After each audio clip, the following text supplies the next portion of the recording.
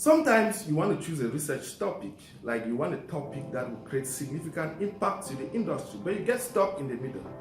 On one side, you want to do something that is scientifically novel because the academic community is putting you pressure that you must do something that is novel, you must do something that has not been done before. On the other hand, you want to do something that is practical, but you realize that all the topics that can lead to something practical, right, they have already been done. Like someone has already done something in that project area. So you get confused. You get confused whether should I follow something which is practical but has no scientific novelty, or I should stick to something which has a strong scientific novelty but it's not very practical. So today I'm going to share with you a simple secret. I call it the Quadrant Formula, which is going to help you take away this ambiguity or confusion that you might have when choosing a research topic. First of all, there are 4 key categories. I don't know if you knew this. There are 4 key categories of choosing a research project that a research project can fall under. First, you have a new way of solving a new problem. This is the top kind of category. A new way, that means the problem is new and you're coming up with a new approach to solve this new problem. Now, most of the times, because the problem is new, industry and society, they are not aware of this problem. We are talking of things that are abstract. They are not, it's not conventional to them. So most of the times, if you provide a solution in this area, that's a new way, a new solution to solve a new problem, nobody will need it because people don't face the problem or they're not aware of the problem. Now, the second category is a new way of solving an old problem. By old problem, I mean a problem that everyone is facing, a problem that we get up in the morning that industries face. So they are either currently looking for a solution or they are using a solution which is less efficient.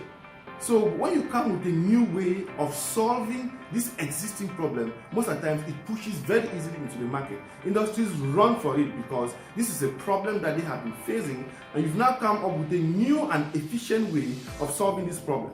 Now guys, the third quadrant now that I want to share with you actually is an old way of solving a new problem. Now, when you look at an old way, that means the approach that you're using is old. Other researchers have used it before, but the problem that you're looking at is actually new. So there's an element of novelty in it because you're looking at a new problem. Again, the problem here is that industry or society are not aware of this problem because it's still a new problem. You want to focus on problems that people are purely aware of. Okay, so that's what this third quadrant is still not good. Now, the last quadrant that I'm going to talk about is an old way of solving an old problem. This is the reason why a lot of you get rejected when you send your papers for scientific publications. One, you solved an old problem and you used an old approach to solve an old problem. What's new in this? There's nothing new in this world. That's why you face rejection from academic journals, you face rejection from reviewers. So now, which quadrant should you choose if you want to do a research project that will be applied in the industry? Focus on quadrant 2. That is, using a new way to solve an old problem. The novelty here is not in the problem. The novelty here lies in the approach. You are bringing in a new approach to solve an existing problem. So I can be a student that I'm studying in engineering and I go to, let's say, economics, and I bring an approach that is being used in economics and I solve a problem in engineering. That's novelty because you have used an approach that has not been used before. Similarly, I can be a geography student and I go to history and look at an approach that they are using in history and I bring it to use it, apply it in geography to solve a problem. It becomes significant elements of novelty. One more thing.